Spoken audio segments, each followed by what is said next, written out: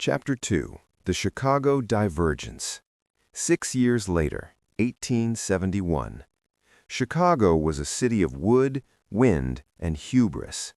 History tells you a cow kicked over a lantern in Mrs. O'Leary's barn. History is a convenient liar. Elias Vance, a disgraced professor of what he called atmospheric resonance, sat in a basement under the South Side, watching a needle dance on a parchment scroll. He wasn't looking at the heat, he was looking at the vibration. "It's not a fire, Elias," his daughter, Sarah, said, staring at the orange glow reflecting in the window. "Look at the flames. They aren't moving with the wind. They're moving toward the towers." She was right. The Great Chicago Fire was a surgical strike. The targets weren't the homes of the poor. They were the Central Telegraph offices and the private vaults of the Pinkerton National Detective Agency. Someone was erasing the paper trail of the last decade. As the city turned into a furnace, Sarah grabbed her father's leather-bound journals, the ether records. They contained the blueprints for a machine that could transmit power without wires, a discovery that would make the Gilded Age look like the Stone Age. "We have to get to the lake," Elias gasped, coughing on the soot. "The Iron Republic is coming for the archives." "The who?" Sarah screamed over the roar of a collapsing tenement. "The men who believe the earth belongs to the engineers, not the politicians. The men who started this fire to bury the truth of 1865. Chapter 3. The Ghost in the Machine.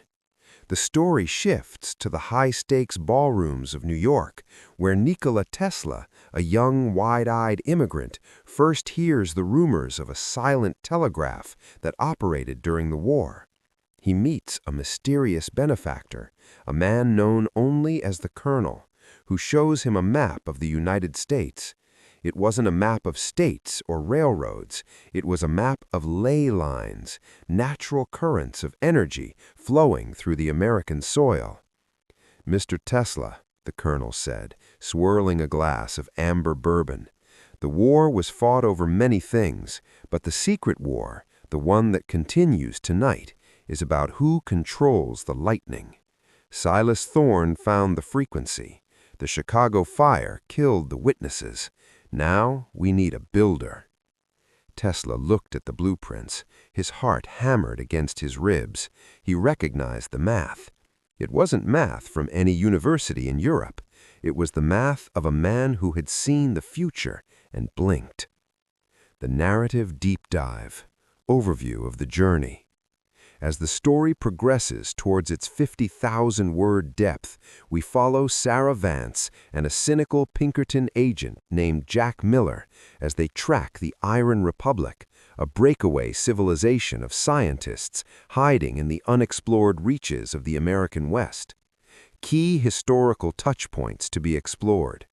The mystery of the Sultana.